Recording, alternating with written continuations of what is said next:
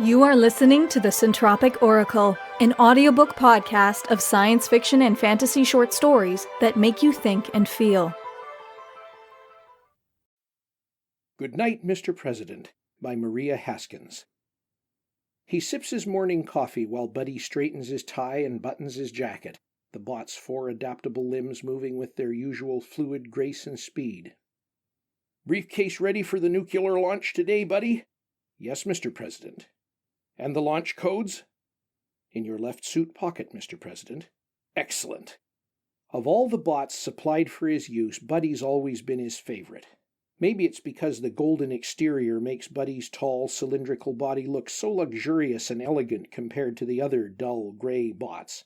Or maybe it's the voice, so soft and mellifluous. He's always had domestic service bots, of course, but nothing like Buddy.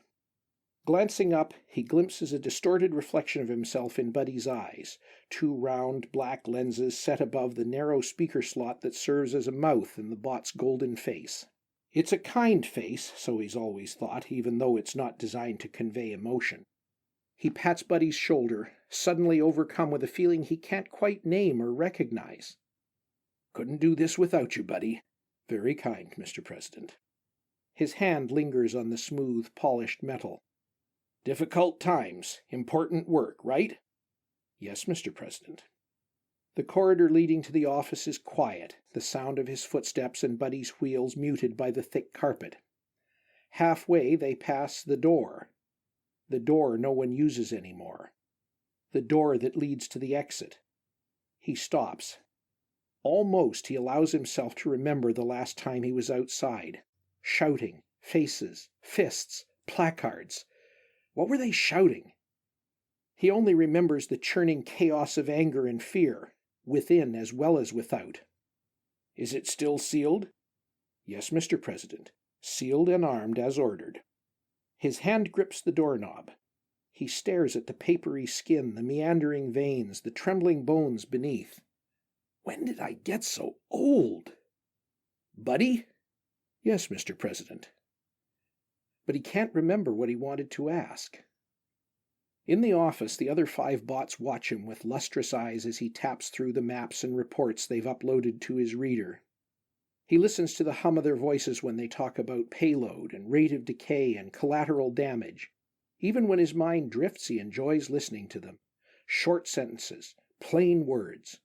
Bots give it to you straight without bickering or fancy talk. There's a screen on the wall, but he doesn't watch TV anymore. We make the news, we don't watch it, he told everyone when he turned it off. Such a clever thing to say, though the bots didn't laugh. That's their only flaw, really, the lack of enthusiastic response. Perhaps that can be remedied.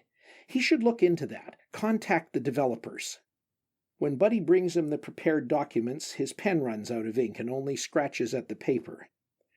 Had that pen made special when I won, he confides to Buddy, reveling in the memory while the bot refills the ink. 18 carats, made to last, like you. Buddy inclines his brightly burnished head. Thank you, Mr. President.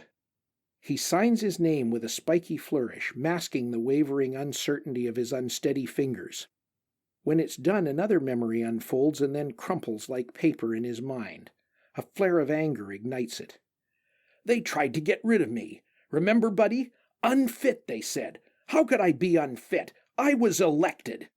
The memories come faster. Angry faces. A crowd. In this office. Screaming. He was screaming. I told them... What had he told them? He can't remember exactly. Couldn't trust them after that. That's why I kicked everyone out. Except you. Upgrade the bots. That's what I said when I... The bots watch him calmly, reassuring even in their silence. Faithful. Loyal. I showed them, right, Buddy? Yes, Mr. President. The anger still flickers at the back of his mind, turning every thought to cinder. Any more paperwork before we launch the nukes? No, Mr. President. Buddy brings the nuclear briefcase.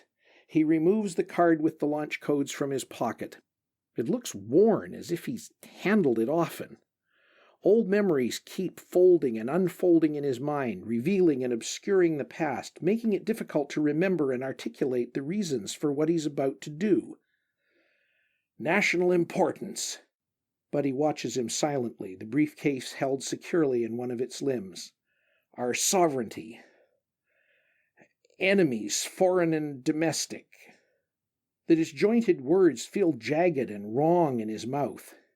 What feels right is the anger. It's the only thing that is vivid and real. He stares at the card.